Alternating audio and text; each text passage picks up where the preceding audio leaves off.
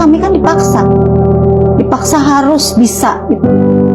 Terus kalau nggak bisa kita dipukulin, kadang saya nggak dapat makan siang, disetrap nggak boleh makan siang, karena itu bukan keinginan saya.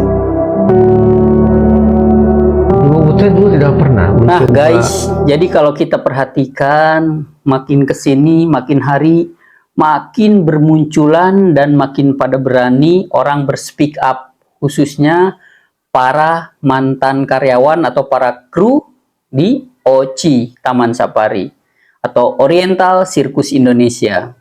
Memobilisasi teman-teman, melakukan Miris saya ngeliat ini, pemberontakan, guys. kita melawan. Tidak ada yang berani, tidak ada yang berani. Kita untuk berbicara aja paling hanya nangis, tertekan. Kalau nggak berani, kalau kita show nggak ketawa aja masuk dipukul, jelek mainnya dipukul. Malam latihan selesai show itu nggak senyum dipukul, nggak berani sama sekali. Jadi di awal Karena lingkupan kita juga di dalamnya, kita tidak mengenal luar seperti apa, jadi keberanian itu tidak ada sama sekali, sangat tertekan. Karena kalau di sirkus itu kita kalau latihan itu karyawan tidak boleh melihat, ditutup semua tendanya. Jadi nggak ada yang boleh lihat kalau kita di dalam tuh lagi latihan. Jadi karyawan tuh nggak ada yang boleh ngintip, nggak ada yang boleh masuk. digaji tidak? Sedikit pun tidak? Cuma Ya dikasih anggaplah makan. uang jajan, bukan gaji kan? Kalau saya sih nggak tahu yang lain. Kalau saya sih Dulu generasi saya pernah dengar bukan gaji, uang sabun 1 bulan 5.000.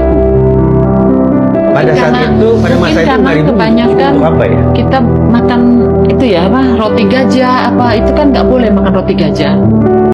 Papa saya sama mamanya Ibu Jansen, istrinya Pak Jansen itu. Nah, itu Aduh, coba kita bayangkan nih guys, anak kecil dipisahkan dari orang tuanya, diawali dengan dalih, mau disekolahkan, mau dianggap menjadi seperti anak sendiri. Tapi pada prakteknya, menurut pengakuan para korban ini, mengerucut telah terjadi eksploitasi anak, di mana anak harusnya mendapatkan hak-haknya anak-anak, sekolah, belajar, bimbingan. Tapi ini dikuras tenaga dan fisiknya untuk keuntungan sebuah keluarga atau satu golongan ataupun orang-orang tertentu. Wow, ini sungguh, ini selain pelanggaran HAM berat. Waduh. katanya kakak adik. Kandung. Jadi saya dengan ya, istri Pak Jansen jatuhnya sepupuan dong posisinya ya. Keluarga ya? Iya, jadi selistingan kalau memang benar itu ya. Jadi saya berbalik kadang-kadang kesel lagi loh. Kok lu akhirnya lu perlakukan saya kok kayak begini gitu loh. Betulan Bapak bisa lihat ini saya lagi main beruang. Ini Pak. Oh, Iya, Bapak bisa lihat kan kalau belakangnya ada Oriental Circus Indonesia ini lampunya jelas ya kan ya. Dan misalnya kayak ini kan ini karavan, saya lagi foto beruang juga, ini ada macan, dan ini masih lihat juga kan kelihatan ada Oriental Circus Indonesianya. Saya lapor ke polisi. Dan nanti habis polisi masuk lagi, Masuk dibawa lagi, lagi ke sirkus lagi. Tapi saya pernah waktu tahun 97 itu melaporkan ke Mabes Polri. Saya bilang saya disiksa, saya tidak tahu orang tua, saya nggak tahu identitas. Tapi polisi malah menanyakan, kamu punya bukti nggak? Bukti apa? Saya bilang gitu. Bukti visum. Saya kan nggak ngerti visum itu apa. Saya bilang gini, visum itu apa ya Pak? Kata saya gitu. Itu visum kalau kamu dipukulin itu ada bekas. Oh nggak ada Pak, karena waktu itu karena sudah lama ya, saya nggak ngerti. Terus saya kecewa tuh kata dia cuma menanggapi itu, dia bilang udah kadaluarsa kasusnya. Cuman begitu aja bilang. Terus tahu-tahu dia mengeluarkan surat SP3 itu.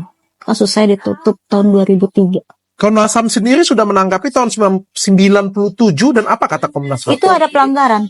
Ya, saya ada baca di sini bahwa Komnas HAM sepakat di sini ada pelanggaran. Ya kita guys, minimal sebagai manusia memiliki rasa empati, ya kan? Bayangkan kalau posisi itu dibalik ada di keluarga kita. Saya kasihan loh sama mereka. Ada yang nggak tahu usianya berapa, siapa orang tuanya, dari mana asal muasalnya. Jadi betul-betul ini luar biasa nih. Eksploitasi anak, pelanggaran HAM berat, banyak sekali. Di dalamnya kekejaman-kekejaman.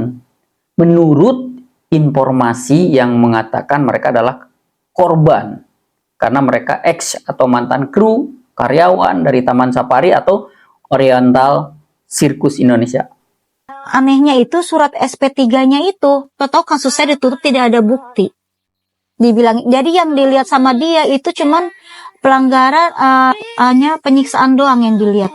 Tapi eksploitasinya sama identitas dan orang tua itu nggak dilihat sama orang Mabes itu.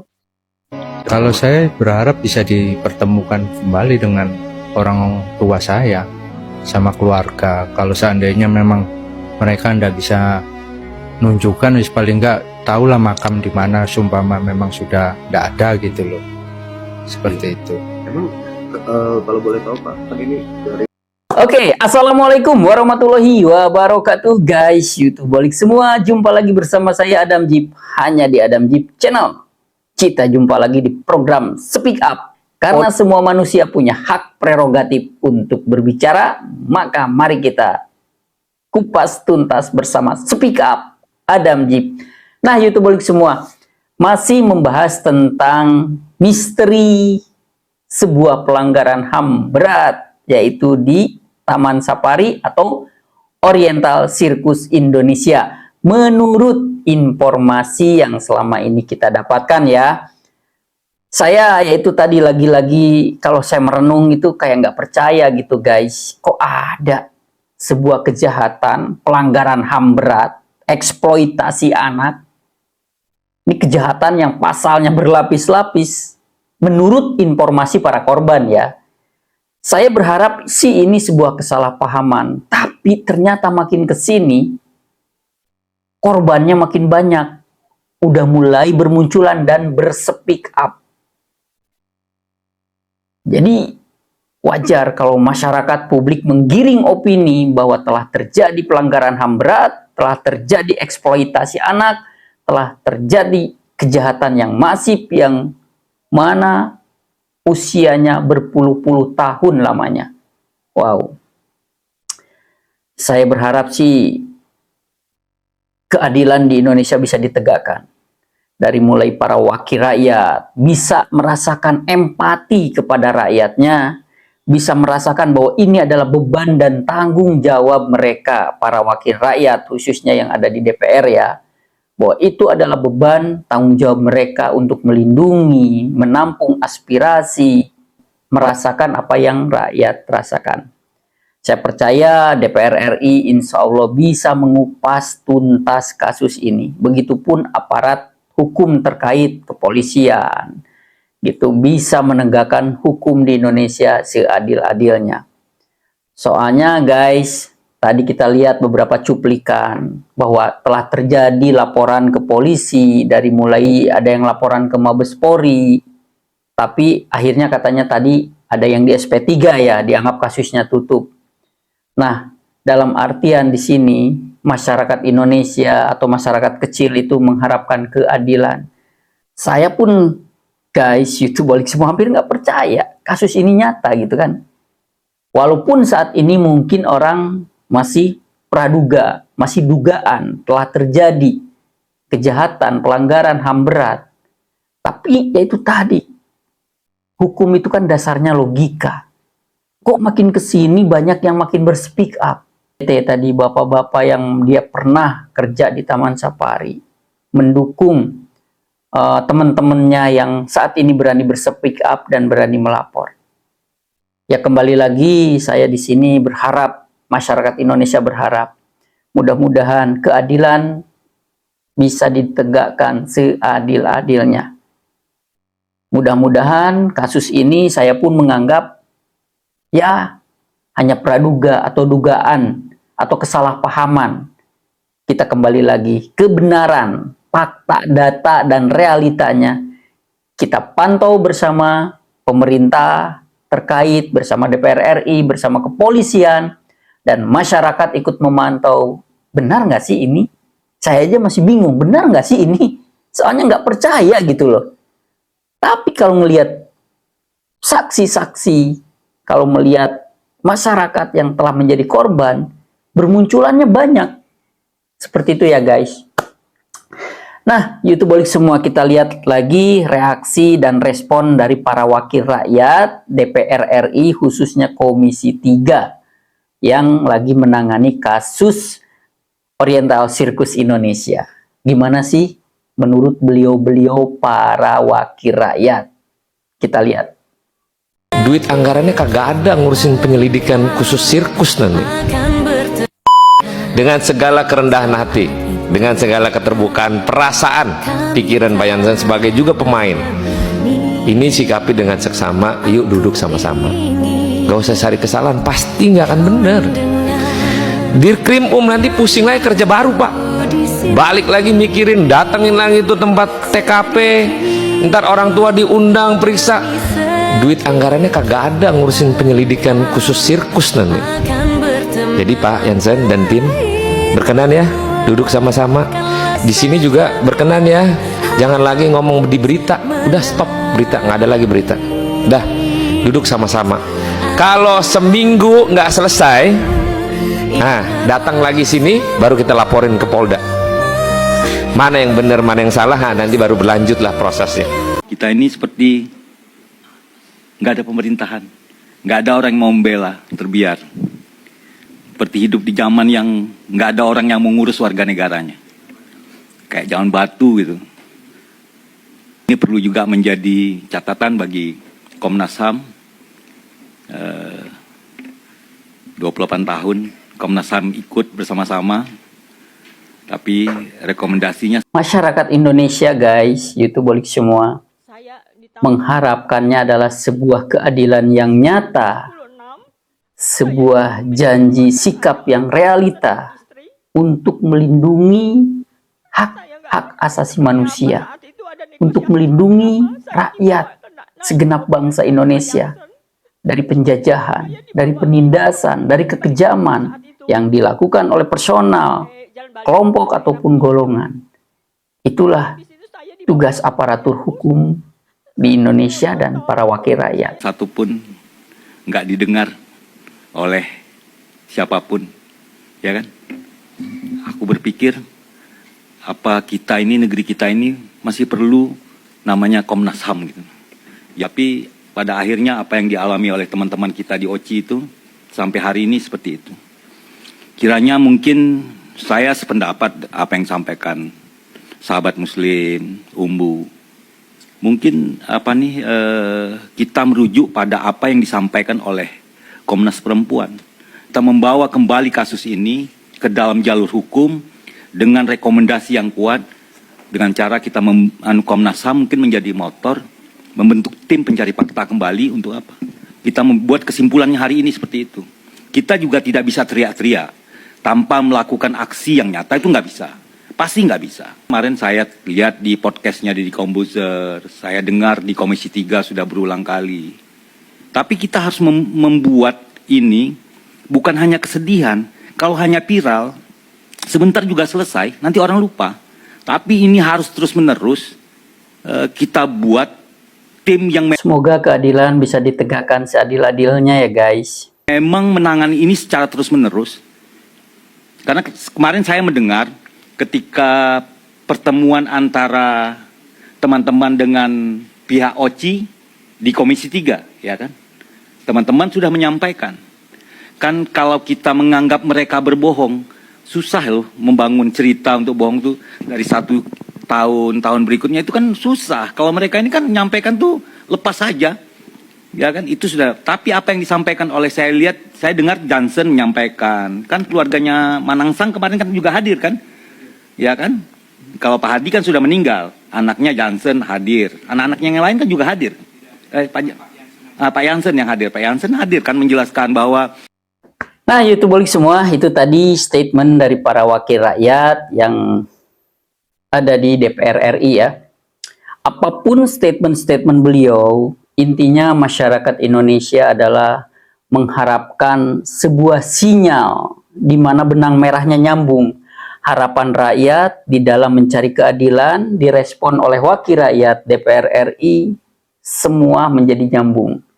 Jadi bisa jadi satu chemistry, satu perasaan yang sama.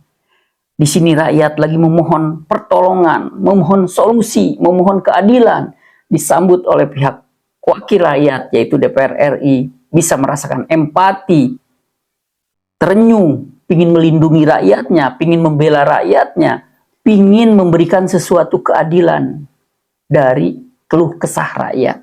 Intinya harapan besar masyarakat Indonesia, khususnya yang saat ini kita bahas, mantan karyawan atau para kru OCI Oriental Sirkus Indonesia adalah di mana ada tindakan dari para wakil rakyat untuk bisa memberikan solusi, memberikan keadilan yang seadil-adilnya dan bisa melindungi rakyatnya, bisa merasakan keluh kesah rakyatnya. Seperti itu ya. Saya yakin para wakil rakyat, anggota DPR RI, khususnya saat ini Komisi 3 yang lagi membahas untuk menyelesaikan, untuk rapat diskusi tentang kasus Taman Safari atau Oriental Sirkus Indonesia, bisa memberikan keadilan kepada masyarakat, rakyat Indonesia yang saat ini menurut versi mereka, curhatan mereka itu mereka adalah orang yang dijolimi, telah terjadi penganiayaan, eksploitasi anak dari sejak kecil dipisahkan dengan orang tuanya, dan telah terjadi sebuah kekejaman-kekejaman yang tidak memanusiakan manusia.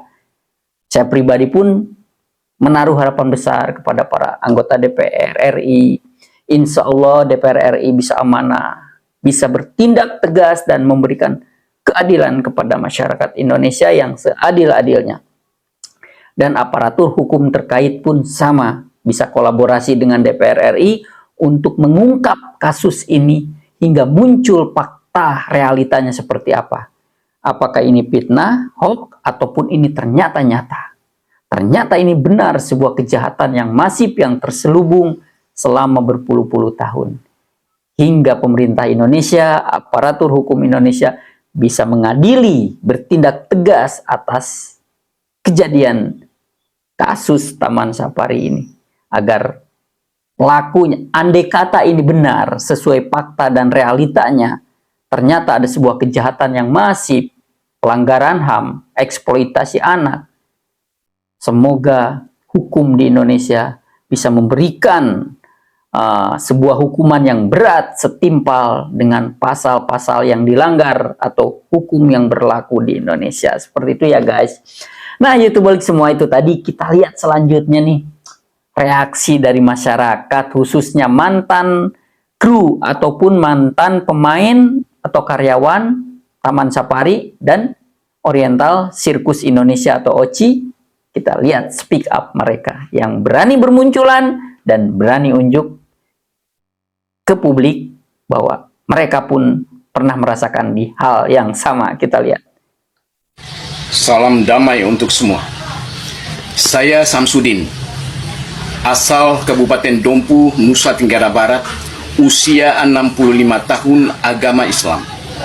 Saya pernah menjadi karyawan Oriental Sirkus Indonesia selama 10 tahun lebih, dari tahun 1981 sampai dengan tahun 1993 sebagai teknisi, MC, dan pengurus perizinan pertunjukan di berbagai kota di Indonesia. Saya mengikuti perjalanan kasus ex pemain Oriental Sirkus Indonesia. Saya hanya ingin katakan, semangat, semoga Tuhan bersama kalian. Dulu kalian bungkam dan bisu karena ketakutan. Hari ini saya bangga karena kalian berani mengatakan kebenaran. Dan saya terima kasih kepada seluruh netizen yang sudah mendukung teman-teman saya. Terima kasih kepada seluruh mass media yang sudah meliput dan menayangkan kasus ini. Apresiasi khusus saya pada Bapak Happy Sebayang dan Cak Soleh yang telah memberikan motivasi dan pembelajaran hukum pada teman-teman. Terima kasih Pak, Bapak hebat, luar biasa. Bapak memiliki empati dan rasa kemanusiaan yang tinggi tanpa memikirkan hasil akhir dari kasus ini. Saya himbau pada teman-teman ex pemain, dan ex karyawan teman-teman saya agar mendukung dan memberikan semangat pada teman-teman yang tengah berjuang. Terima kasih. Saya SIO itu 4 tahun. Oh, 4 tahun. Iya, Berarti sekitar 7 tahun. Iya. Oke, ya sekitar segitulah ya. Pokoknya nggak jauh 2-3 tahun itu. Udah bisa nih. Terus tiba-tiba kok saya diumpetin, suruh pulang ke Pondok Indah. Ini teman-teman menganggap saya anak kesayangan. Lucu saat itu. Ya. Anak kesayangan. Kebetulan sifat saya dulu tengil. Oke. Selalu mudah senyum gitu. Jadi enak-enak aja gitu. Padahal itu Kalau ada saya keluarga guys, saya. kasihan sekali sama masyarakat yang dianggapnya menjadi korban ya, dalam artian dari keluh kesah masyarakat Indonesia yang mantan kru Oci atau pemain sirkus ini ya. Mereka dipisahkan dari keluarga sejak kecil, mereka nggak tahu alamat mereka di mana, asli orang mana, siapa ibu bapak mereka. Ada yang pernah punya anak di sana, hamil di sana, lahir di sana. Wah, kayaknya perjalanan hidupnya itu pahit banget ya. Oh, mau nyari. Betul. Nah, di situ saya setelah diumpetin ke Pondok Indah, nah itulah saya tinggal di rumah baru. Rumah baru itu ya Pondok Indah, rumah lama, rumah baru. Oke. Nah, disitulah saya ngelihat ada bayi-bayi tersebut yang 8 jenderal di bawah saya. Oh, banyak. Banyak. Saat itu ya 8 jenderal kita sebutnya. Disebutnya 8 jenderal. 8 jenderal. Ada 8 anak kita julukan. Anak. Oh, calon.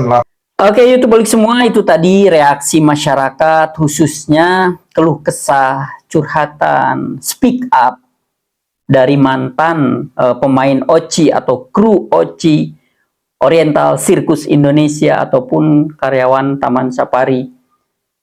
Tetap intinya masyarakat dan saya pribadi pun mengharapkan kepada pemerintah, aparatur hukum yang terkait, para wakil rakyat, bisa memberikan rasa nyaman, rasa teduh, rasa tenang kepada masyarakat, dan bisa mengungkap kasus ini. Ini benar nggak sih bahwa kasus ini telah terjadi sebuah pelanggaran melawan hukum dan segala macam? Apakah ini hanya hoax? Apakah ini hanya kesalahpahaman? Saya pun sama, saat ini masih deg-degan, masih tanda tanya. Benar nggak sih? Saya pun menunggu para aparatur hukum, para wakil rakyat, ingin melihat realitanya. Benar nggak sih? Saya aja masih bingung saat ini. Tapi kalau melihat banyak korban, menurut mereka adalah korban. Berspeak up. Itu tadi ngeri semua informasi ini. Dipisahkan sejak kecil. Terkadang pelecehan seksual, eksploitasi anak udah jelas, pelanggaran HAM berat pun ada, udah pasti ini. Wah, pokoknya ini sungguh miris saya ngelihatnya, kasihan ya. Oke, YouTubeolik semua, saya pribadi, masyarakat Indonesia tetap mengharapkan, menggantungkan harapan kepada pemerintah, kepada Bapak Presiden, kepada wakil rakyat, kepada kepolisian, atau aparatur hukum terkait yang menangani kasus kriminal apapun bentuknya, pelanggaran HAM apapun bentuknya di Indonesia ini, bisa ditindak dengan tegas sesuai hukum yang berlaku di Indonesia. Oke, YouTubeolik semua, itu tadi konten terbaru dari Adam Jeep. Jangan lupa like, subscribe, dan komennya. Jangan lupa YouTubeolik semua yang mau mendukung, yang berkenan, please dukung konten channel Adam Jeep agar terus berkembang makin baik lagi ke depannya. Silakan melalui super chat, super thank, super stiker, tanda terima kasih, atau gabung di komunitas Adam Jeep. Nah, YouTubeolik semua, sehat-sehat selalu, berkah dimanapun berada. Ekspektasi dan cita-cita YouTubeolik semua semoga bisa diraih dengan gemilang dan sukses selalu. Saatnya Adam Jeep pamit mundur. Wassalamualaikum warahmatullahi wabarakatuh.